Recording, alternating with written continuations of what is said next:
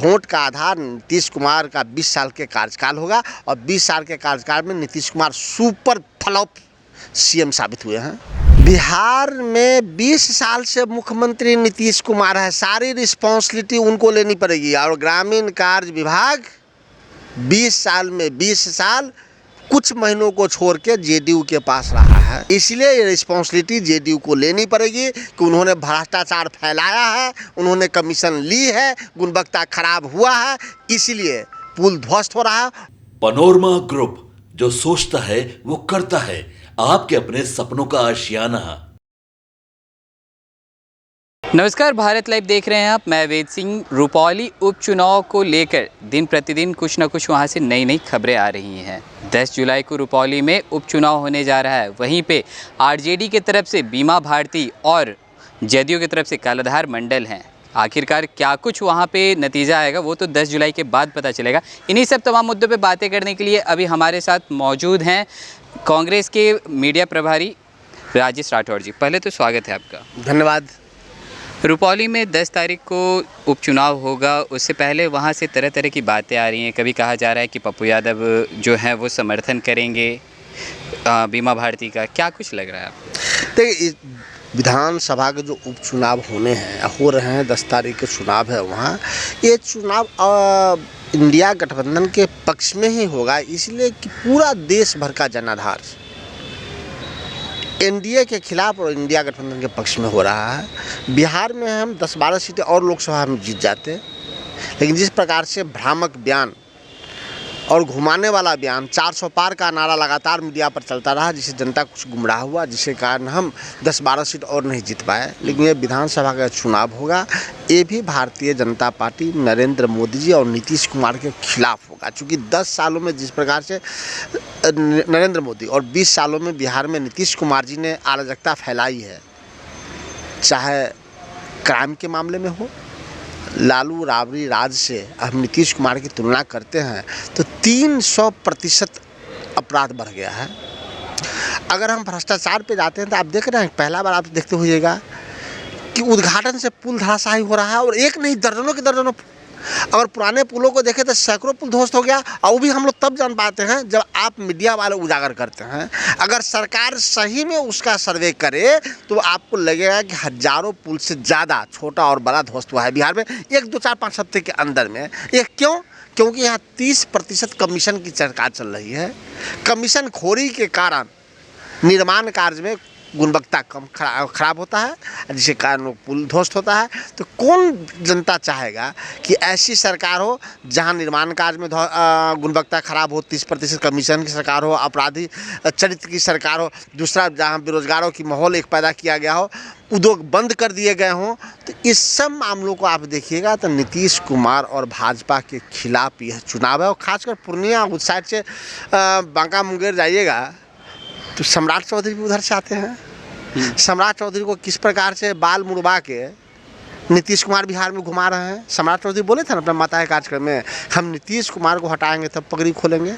नीतीश कुमार तो हटे नहीं, पगड़ी फिर क्यों खोले? क्योंकि नीतीश कुमार पगड़ी खुलवा के बाल नोचवा के घुमा रहे हैं उनको बिहार में। तो इस सब अपमान कुशवाहा समाज भी देख रहा है, भाजपा भी देख रहा है, तो इस सब का फल इंडिया गठबंधन को मिलना है, इसलिए बीमा भारती जीतेगी चुनाव। लेकिन कालाधार मंडल जी के सपोर्ट में जो बड़े बड़े एनडीए के नेता हैं, खास करके बिहार के मुख्यमंत्री नीतीश कुमार जी भी वहां उनके चुनाव के प्रचार के लिए वहां पहुंच रहे हैं। अब क्या कहेंगे इस पर आप?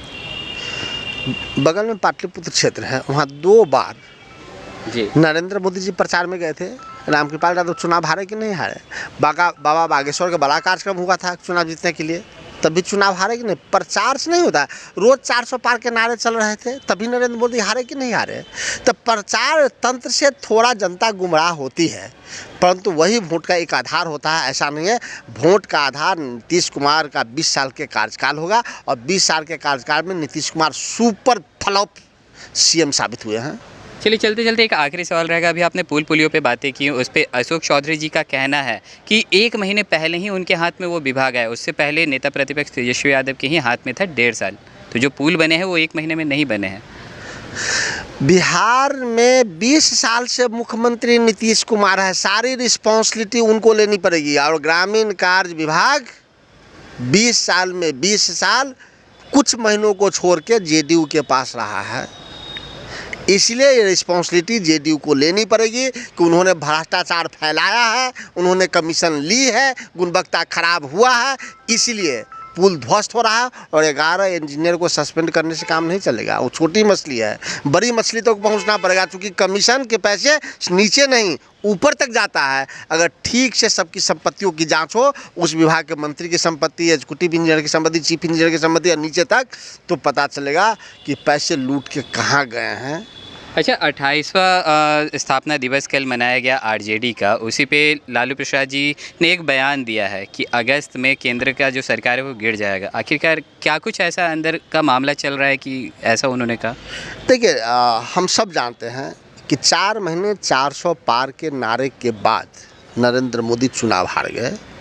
2 बार मोदी सरकार थी 14 और 19 में, पहली बार एनडीए सरकार बनी है। उसमें उस एनडीए सरकार में बैसाखी 2 है, एक है नीतीश कुमार जिनकी उपज नरेंद्र मोदी के खिलाफ है, नरेंद्र मोदी का पत्ता वही छीने थे, कई बार छोड़े थे।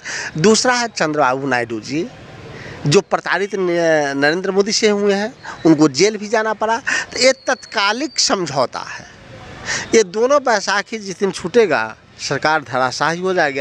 इसके लिए कोई दिन तो निश्चित नहीं है। नीतीश कुमार के बारे में आप भी और हम भी जानते हैं कि कब पलटी मारते हैं उनको भी पता नहीं रहता है, लेकिन एक बात सबको पता है कि वो 2 साल तक किसी गठबंधन के साथ नहीं रहते हैं। 2010 के बाद एक प्रमाण बताइए जो किसी गठबंधन के साथ 2 साल रहे नहीं रहे हैं। तो ऐसी स्थिति में कब पलटी मारेंगे? चंद्रबाबू नायडू कब पलटी मारेंगे? महाराष्ट्र में जाइएगा तो उन भाजपा के गठबंधन के कई सांसद हैं जो हम लोग के संपर्क में नहीं रहे हैं। तो ऐसी स्थिति में कब पलटी मारेंगे? चंद्रबाबू नायडू कब पलटी मारेंगे? महाराष्ट्र में जाइएगा तो उन भाजपा के गठबंधन के कई सांसद हैं जो हम लोग के संपर्क में हैं। तो सरकार किसी दिन धराशायी हो सकती है, या ये अगस्त हो या अगला अगस्त हो, लेकिन लालू प्रसाद यादव जी अगर बोले हैं तो उनके बातों की अहमियत इसलिए होनी चाहिए कि देश में कुछ बड़े कदावर नेताओं में से एक लालू प्रसाद यादव जी हैं, जनाधार के मजबूत वाले हैं, राजनीतिक वचन के मजबूत और समझ वाले व्यक्ति हैं। अगर वो बोले हैं तो इसमें कहीं ना कहीं बड़ी सच्चाई है। चलिए, तो जैसा कि अभी आपने सुना, हमारे साथ मौजूद थे कांग्रेस के मीडिया प्रभारी राजेश राठौड़ जी। इनका कहना था कि अभी जो कल ही एक जो बयान है जो लालू प्रसाद यादव के द्वारा जो हमारे सामने नज़र आया था कि अगस्त में जो केंद्र सरकार है वो गिरने वाली है, उसी पे इन्होंने कहा है कि वो एक बड़े गद्दावर नेता हैं, वो बिना कुछ सोचे समझे ऐसा बयान नहीं दे सकते हैं, क्योंकि इन्होंने साफ तौर पर कहा है कि नीतीश कुमार जी की जिस तरह से छवि रही है कि इधर से उधर जाने का, तो अभी कुछ भी हो सकता है। तो अब देखने वाली बात यह है कि अभी 2025 का विधानसभा चुनाव होने को है, उसमें थोड़ी सी समय है, उससे पहले और कई तरह के रंग हमें देखने को मिलेंगे। तब तक के लिए और भी ऐसे तमाम खबरों के साथ अपडेट के लिए बने रहें भारत लाइव के साथ, और अपनी प्रतिक्रिया को हमारे कमेंट बॉक्स में ज़रूर साझा करें। धन्यवाद। पनोरमा ग्रुप, जो सोचता है वो करता है। अगर ये वीडियो पसंद आई और वह बिहार के राजनीति और बिहारियत से सरोकार रखेनी तो सब्सक्राइब बटन दबा के चैनल के सब्सक्राइब कर ली। ओजे एगो घंटी बा, ओकरा बटन दबा देला से कुल सटीक और मारक खबर रुआ मुफ्त में मिल जाई। अगर रुआ पत्रकारिता के हमनी के नया प्रयोग में सहयोग कर चाहतानी तो ज्वाइन बटन दबा दी। पेटीएम नंबर नोट कर ली 9386816700। धन्यवाद।